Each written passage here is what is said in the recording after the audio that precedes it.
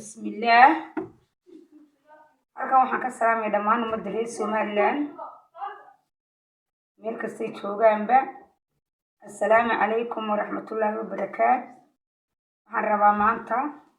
inaan idiin warramo oo aan idiin soo bandhigo programkeeni ahaa MQ oo aan u soo gaabinay ama aan ugu magac darnay markaan soo gaabinay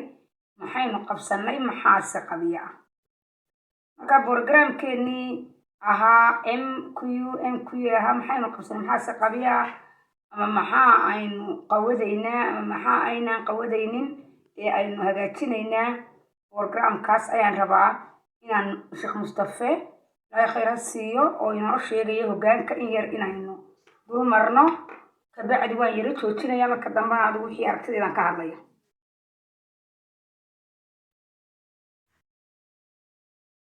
والصلاة والسلام على رسول الله. اللهم وفقنا لما تحب وترضى وبعد. سؤال ما يجويديه بدل ما وضعتم الله مسرق أرتس يحب حاجة كتيرة. على سكتيرة. يا أخي. أنا كل يوم يجي تخصص أرتس كاله. markay farsamo noqoto tumaal baan inta Axmed Ismaaciil baan macalinkoodii ahaa koosaga boqolay koob isteetiga marka bal waxaan isku dayi doonaa wixii aan mawduuca ka gartay inaan wax ka tilmaamo. markaynu nidhaahno alqiyaada qiyaadadu af soomaaliga waa hoggaan. culamada af carabiga waxay idhahdaan alqawdu wasawq way idhahdaan xoolaha ka xagga hore ka kaxeeyaan waa qaayid ka xagga dambe ka kaxeeyaan waa sawqi waa dareerintii ama kaxayntii. ilaahay khayr ha siiyo Sheekh Mustafa.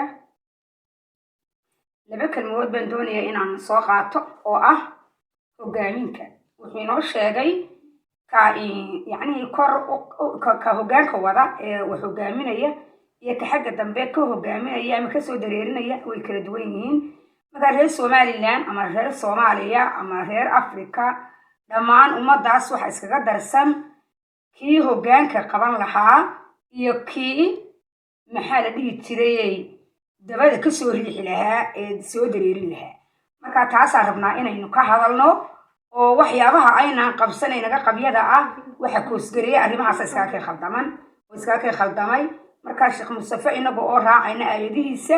oo maasha Allah ninka maanta ugu cilmiga badan leh Soomaaliya ama Afrika ama Somalilandba aan rajaynayna inaynu taladiisa qaadano. soo dhawaada. qiyaadadu aslan macnaha luqawiga ay leedahay bayt marka dhab ahaan loo eego waa hoggaamin ama horseedid ama garwadeennimo waa qof horkacaya dad kale. mustalax ahaanna ama terminology ahaanna kama gedisana taha. qiyaadadaasi ha ku saabsanaato qofku qudrad shakhsiya abuurkiisa alle uu abuuray inuu wax ku hoggaamin karayo ama iltizaam adabiya dad kala dambayn leh aan laakiin qaanuuniyan ahayn ama ha noqoto sulta mamnuucoo la siiyeyba inuu boos maamul joogo oo dadka ku hoggaamin karo. nolosha bini aadamkuna kama maaranto hoggaamin. waxay dhahdaan reer galbeedku hoggaaminta si fiican buu u fahmay. institutionska galbeedka jira bay dhahdeen hal mid ah ayaa bila hoggaana halkaa midkiina waa ka burburay bay dhahdaan. inay institution galbeedka jira westranka hoggaan loo leeyahay maamulkii kala dambayn buu leeyahay cid hoggaan isuu leeyahay. hal institution kuray diideen hoggaamin waanu burburay waa qoyska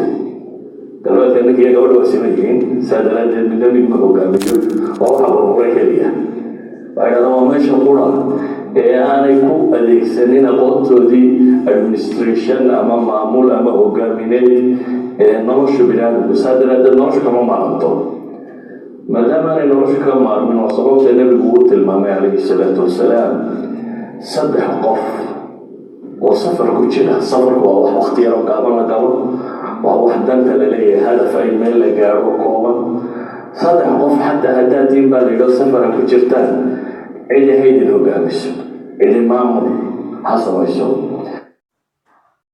شيخ مصطفى ما شاء الله وحو إنو صوبان ديغي أو إنو شيغيا إن أمدو إلهي ugu talagalay inay is-hogaamiyaan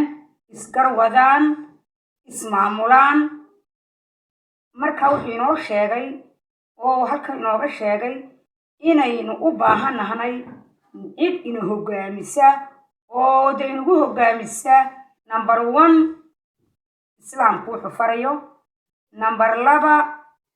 dimuqraadinimada ma garanaysaa dadku si kale u fahmaan dimuqraadinimada waxa kamid ah يعني إن سوى نفس اللي يسكوها جو هذا نص تعرفتي دين عن مثلا هالقلبات كبو إنه يدي ملك لي أي كديدين إن يعني هو جانك اللي يسكروا هذين قيسك أيها كم يدبوا وارهم أنا بقى قرينا هير برهر كأي يسكو قيمين إن مثلا ديول لك دمبيو أو ده إلهي سبحانه وتعالى يوحي قيسك ننك أيها باوركي أود هايستا سوتك مثلا كاريرك مسؤول كعا تعسوا يديدين وما دو يسكو دح قسين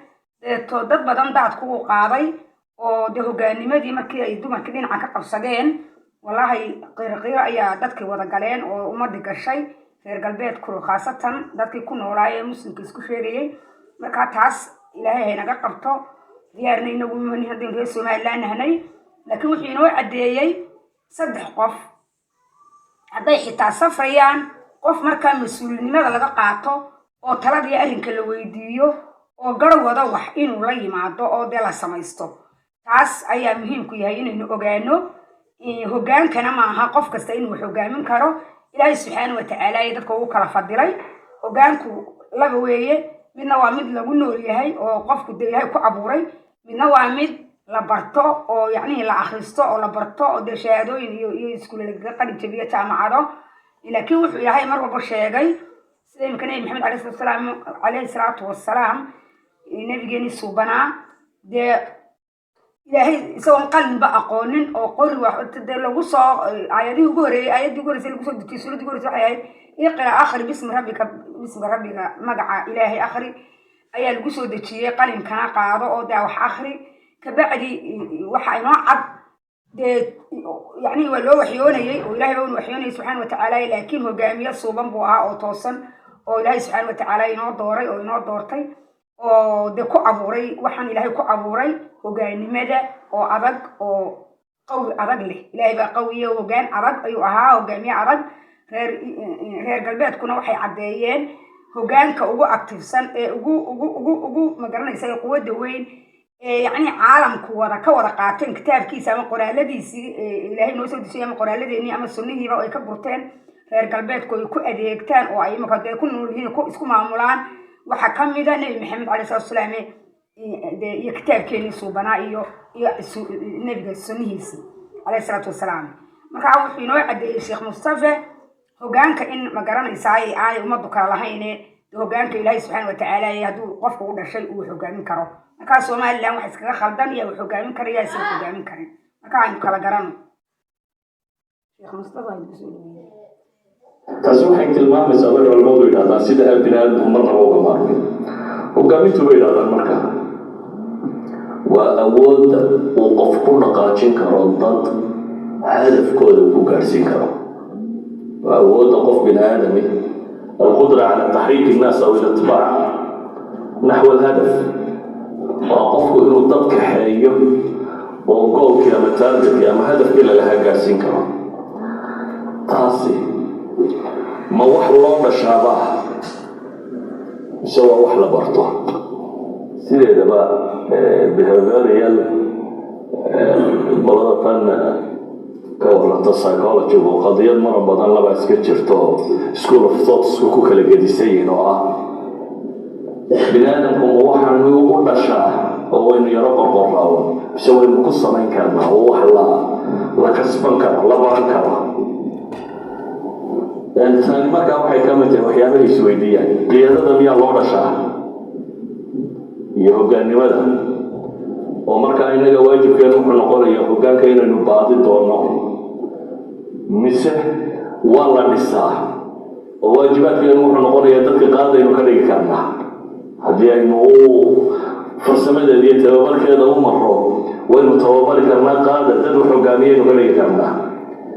labada ra'yi baa dad baa ku tegay laakiin marka waxay qaataan inta badan ay ku dhaqmaan waxay ku tilmaamaan bell distribution waa jaraskii maxaa la yidhahdaa bahalkan soo jarasku saa uma samaysnaa waxay leeyihiin 1 to 2 hal ilaa 2 qof boqolkiiba way ku dhashaan hal ilaa 2 qof boqolkiiba qaadanimada waa sifa ilaahay uu siiyey oo ay ku dhashaan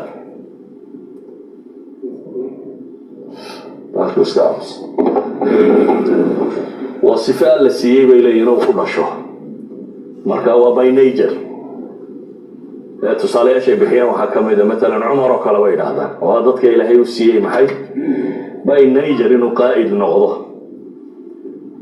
waxay yidhaahdaan taa cagsigeeda hal ilaa 2 qof boqolkiiba iyaguna wax ma maamuli karaan waa dad natural sida alla u abuuray aan lahayn tamarta inay wax maamulaan labada barbaa tusaale u qaata saxaabigii la odhan jiray abidar iyo cida lamida oo nabigu wuxuu ku yidhi laa ta'maranna calaa kalin weligaa 2 qof u talinin buu nabigu kula dardaarmay 2 qofna madaxa u noqonin xoolaha qoomeedna ha maamulin isagoo haddana saxaabadii ugu waaweyneed saxaabada oo min uu nabigu ku tilmaamaya asdaqu lahja inuu yidhi halkan maxaa inooga soo baxay inagoo qiimaynayna sheekh mustafe oo cid ku gaaraysa aani jirin yacnihii muujinta ama bayaamidda islaamnimada iyo tan maadiga ee ummaddu ku dhaqanto reer galbeedka wuxuu inoo caddeeyey mustafe in boqolkiiba 2 ama 3 ay ku dhalan karaan hogaanimada oo ay wax hogaamin karaan dul iyo quwadna ilaahay u siiyey haddii ay is idhaahdaan barta oo la barto boqolkiiba 3na si kasta haddii wax loo barto inaynay awood u yeelan karin hadday si kasta isugu dayaan inay wax hogaamiyaan taa macnaheedu waxa weeye ummaddeenii reer somalilan inaan waxbaba hogaamin karin oon allaga ugu talagelin oo aan hogaamin karin si kasta haddii la yeelo inay yidhaahdeen waxbaanu hogaaminaynaa ama waxbaanu maamulaynaa markaa ummaddii way isku milmeen waana isku marmeen marka maxaa inagana inooga baahan yahay haddaynu nahay bulshada reer somalilan waxaana inooga baahan yahay inaynu doonno u orodno ciddii garwadi lahayd ummadda maanta waynu haysanaa oo dee waynu haysanaayo waynu aragnaa inaynu 3 xusbi leenahnay 3dii xusbigii kulmiye waa lasoo tijaabiyey yacnihii waxaan ku uri 2 dowladood isaga dambeeyey dowladdii Silaanya dowladdii Musabixiba waynu aragnay furfur iyo tafaraaro iyo dhibaato weyn baa ku dhacday oo inagu dhacday maanta calankeena intiraafka aynu raadin lahayn ma hayno intiraafkiisii laguma mashquulsana arrimooyin kale lagu mashquulsan yahay waxaa ka maqan qaybta hogaanimadu waxay tahay iyo mas-uuliyadda ka saaran ummadda iyo dhulka dadka markaa waxaan anigu odhan lahaa oo aan soo jeedinayaa inaynu barnaamijkeena la soconno maxaa aynu qabsanay maxaase qabyaa maxaase aynu diidanahnay maxaase aynu doonaynaa oo aynu kala fasilno oo kala hagaajino kala nidaamino si ay inoogu soo baxda midhihii iyo dawadii marka waxa weeye sheekh mustafena waynu adeegsanaynaa mar wal oo aan barnaamijkan soo jeedinayaba waxaan rabaa inaan sheekh mustafe xigmadda ka helno si aynu ula soconno barnaamijkana inoogu qurux bato waxa weeye maanta waxaynu haysanaa oo aan halkan ku caddaynayaa dadyow soo baxay oo dhalinyaro u badan oo maanta raba inay waddankii isbeddel ku sameeyaan oo ka soo baxay xisbiga waddani iyo cid oo isbahaystay iskuna bahaystay inay ilaahay u rarnaadaan oo ay beddelaan waddankan isbeddel xoogla ku sameeyaan marka waxaan doonayaa anigu inaan barnaamijkan si xoogla uga qayb qaato aniga oo barnaamijkan uu ku socdo madaxda ayuu ku socdaa iyo weliba mijaha oo aan wacyigelinayo kuna wacyigelinaya arrimo kala duwan oo tii ay waxaan kula horumar ku gaar lahaayeen iyaga iyo awlaadooda marka waxa weeye sheekh mustafa aynu ku soo dhawaynayaa hadalkiisii u dambeeyey aan sheekh mustafa ka dhadhansanay wuxuu ina yidhi oo inoo caddeeyey boqolkiiba 3 in ilaahay ugu talagalay oo ay ku dhashteen inay wax hogaamin karayaan ilaahay ayaa sheegay waxa kale oo inoo sheegay boqolkiiba 3 yaa marka laga reebo يعني بقولكي بس 97 qof ama 98 qof inay baran karin si wax loo hogaamiyo weligoodna aan hogaamin karin haday si kasta isugu dayaan waa waxa ina waalay marka ay la afgaran la'aan ummadii waayo ummadan allaba ugu talagelinba inay wax hogaamiyaan lamana sheeginba inay hogaamin loo sheegay oo la cadeeyay ayaynu leeyahay waxay loo hogaamiyaan hogaamiyaalkiina hala shaqeeyaan marka taas waa in laga taxadaro oo aynu ka foojignaano maadaama aynu aanay isbedel doonkii soo dhawaad Sheekh Mustafa ninka ugu warcad saxaabaynu yahay nin geesiyo keligii intuu islaamay markuu islaamay nabigu uu iska tay yiri ma Quraysh oo dhan ka hortagay intuu Quraysh meesheeda fuulay tawxiidka ku dhawaaqay oo la tumay oo haddana maalintii ku soo noqday waxa sameeyay haddana wuxuu ku yiri markay maamul noqoto laba qofna maamulay marka waxay yiraahdaan 1 to 2% bini aadamka ka mid ah ناجر لما إلهي وأمورين يتعين نقرأ 1 to 2 بني آدم كمية برسنتنا ناجر لما أبوه كودي هيبين هذين مقايد نقرأ أنت صح هذا مكان واحد 96 up to 98% وحيلين وضد لا تبارك وضد محي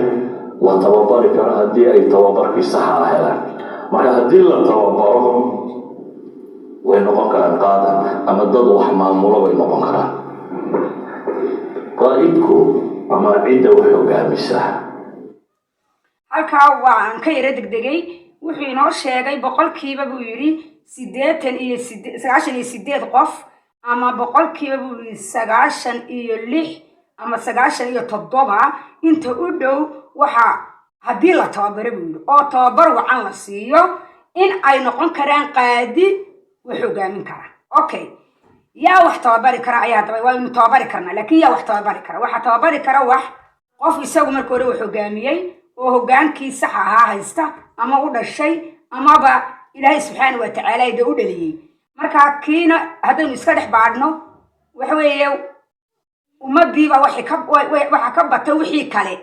marka wixii kala milaya oo uu ku dhex dabaalanaya oo milaya marka waxa ma hogaamin karaya ba qiyaastii waxna ma tababari karayo marka sidii aynu u tababari lahayn ayaan rabnaa inaynu faa'iidno oo aynu ka faa'iidno Sheekh Mustafa hadalkiisa iyo xigmadda ku duwa Sheekh Mustafa marka ay la dhageysta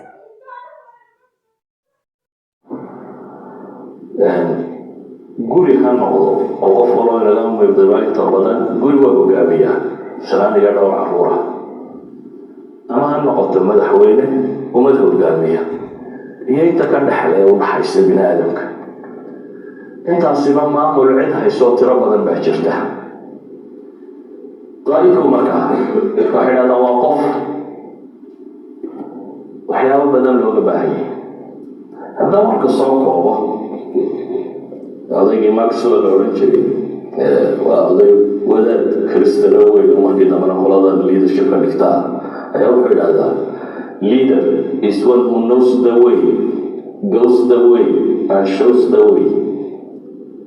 hogaanku wuxuu yidhaahdaa waa ninka garanaya wadada marka hore wadada la marayo uu garanaya waa mar labaadna waa qof isagu practically u gelaya wadada inuu raaco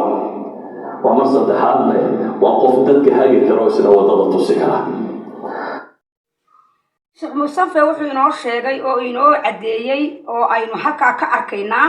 kollay waqtiyada kamid waxa laga yaabaa inaan maxal jiray aynu marmarka yara maarmi karno Sheekh Mustafa inaynu soo qabsano oo aan rabo idea fikradeyda inay la qaybsataan wuxuu inoo sheegay qofkan wax hogaaminaya waa qof og halka uu socdo dariiqa uu marayo hadaad ogeyn dariiqaad maraysid waxba ma qaban kartid waxna ma hogaamin kartid laakiin hadii official aad u arki kartid wixii aad qabanaysay iyo sida wuxuu hogaaminaysay aad arki kartid waad gaari kartaa meeshii waana la qabsan kartaa hadda anigu markaan eegay dalkeena Somaliland yani waxa isaga dambeeyay Cabdiraxmaan Tuur ilaahay xariisana ka waraabiyo in Ibrahim Cigaal isagana ilaahay xariisana ka waraabiyo laba daahir riyaale saddex Silaay waa afar iyo Cabdiraxmaan waxaan leeyahay iyo Musabixi shan bay isaga dambeeyay shantaas hogaamiye anigu waxaan arkaa oo aan u malaynayaa يعني عبد الرحمن طور إلهي نحرستنا كورابية إيو إني فان عقال labadaasi كل dadka waxbay soo yara gaarsiiyeen inkastoo Cabdiraxmaan Tuulayn xariirtana ka waraabiye day wax yar soo hayaba ay waxan ku dhaqaaqul iyo dhibaato inagu dhacday oo aad baan ku arrintaasi ay inoo yara curyaamisay haddana nasiib wanaag oo de bulshadii ku kacday ee Somaliland oo halka Ilaahay xariirtana ka waraabiye ee hadafku lahaa aanay u hirgelin laakiin nasiib wanaag de yani madaxweynihii kale ayaa ka taan qaaday isaguna inay faan cigaal isaguna inta qoodiisa awoodiisa uu qabtay waxyaabo badan iyadoo de waxaan ku la sheegayaa inaan wax badan aynu salugsanaanay laakiin wax badan uu soo qabtay ma sha Allah Ilaahay xariirtana ka waraabiyo silaaya ka dambeeyay isaguna soo kale waxbuu meesha soo gaarsiiyay Musabbix soo kale waxbuu meesha soo gaarsiiyay laakiin programkii meeshay u socdeen maba ay gaarinba waxay wadan baan ka go'ay Soomaaliya la yiraahdo wadankii Soomaaliya markay ka go'een waxay noo cadaatay meel ay u socdaan meel ay ka socdaan bay garaneen bulshada Somaliland dadka u dhashay dalka ayaa wata nabadan halkan soo gaarsiiyay laakiin madaxdii wixii looga baahnaa may qaban ma aanay ku foofin waynu ognahay haddana waxaan rabnaa inaan waqti inaga lumin aynu u baahino dadkaynu cadayna in waqti badan lumay wadanka intiraaf loo raadiyo Somaliland intiraaf u baahanta number 1 taas ayaan rabnaa inay ka shaqeeyaan baarlamaankeena cusubi dardar badan oo cusub la xisaabtamo wasiirka arrimaha gudaha iyo arrimaha dibadda labadaba maxay dal ku soo kordhiyeen maxaa si ay la xiriireen ayaa meesha taalo wasiiradu dhan la xisaabtamo in yacni dafarta la isku fiiqo oo ay ogaadaan hogaamin dadka wax hogaaminay wax wada ilaa wasiiro ilaa madaxweynayaal ilaa waxaan ku uri xil dhibaanayaan ilaa mid kastaaba wixii shaqadii loo diray waxay tahay inuu ogaado taas waa qodob oo aynu afash u aragna halkan u socono taas ay naga maqan Sheekh Mustafa inuu soo dhaweeyay haddaynu warkooban oo kala tilmaamno waxay yidhaahdaan qiyaadada marka laga warramayo laba dhinac unba inta badan uga warramaan mar waxay ka warramaan traits simaad ama sifaat qofku uu leeyahay marna waxay ka warramaan mumaarasaat practices waxyaabo la rabo qofku inuu sameeyo oo waxa hadduu sameeyo uu hogaamin saxa noqon karo waxyaabaha sifaadka shakhsiga ee qofka simada laga rabaa dadku dhaqanka ay leeyihiin Ilaahay ku abuuray waa la qorqori karaa bay yiraahdaan masalan darsinimadu waa wax loo dhasho marka koowaad waa in nature darsiya hantidaani wax weyn la hela gacan furan laakiin dadka kalena waa la bari karaa bay leeyihiin qofka waa la train gareyn karaa ilaa gacantiisu ka barato maxay in wax bixiyo ولذلك بقى مثلا مركز داخل لقى ورمي القرآن وحركتين بدنه سخينا ما لقى ورمي ولا يحض على طعام السيما لقى ورمي من يرجليه يعني والتريننج كان قفك بني آدم كان إسلامك مثلا مركز وحبيحين لقى ورمي ضدك أنت بدن محمد فهذا بصور عاد ضدك وحيستا ما وحبيحين تو نقل لقى وقفك صدا مسلمة وحير بقى وحلقة بحية عقلها wax laga bixiya aqoonta wax laga bixiya qofba waxba la sii kartida wax laga bixiya dadka waa la saacid yani nabigu markuu salaqada u tilmaamay wuxuu yiri qofka faraskiisa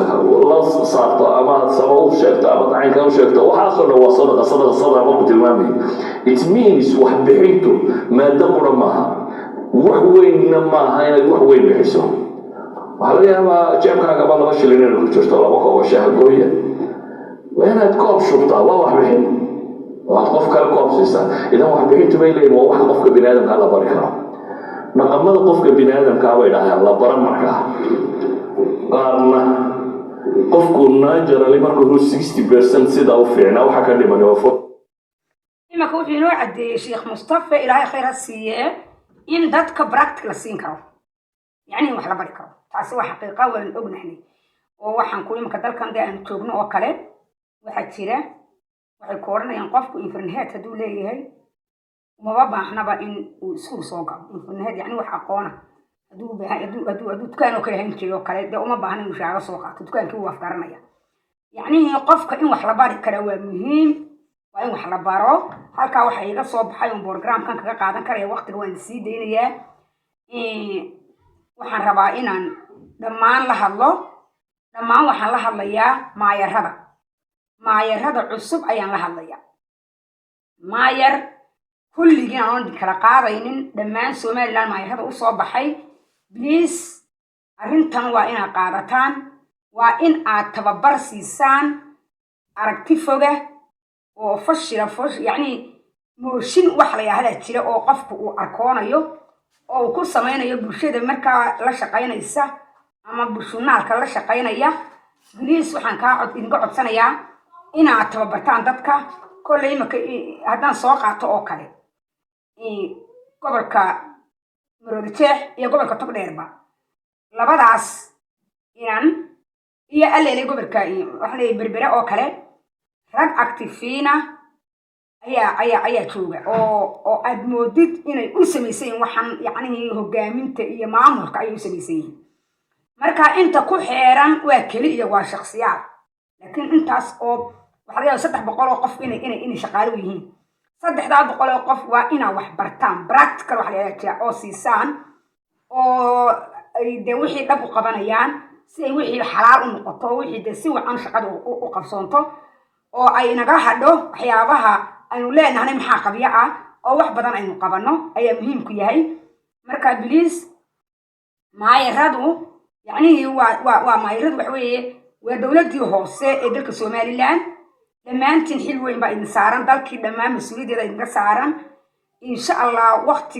كان كل حاجة أيان دوني هنا برنامج كلا ندين سوتشيديو وكل ساعة دين عماية هذا إن شاء الله بالله الكريم وأسوء عن وفائد دونتان مركا موادين ما يراو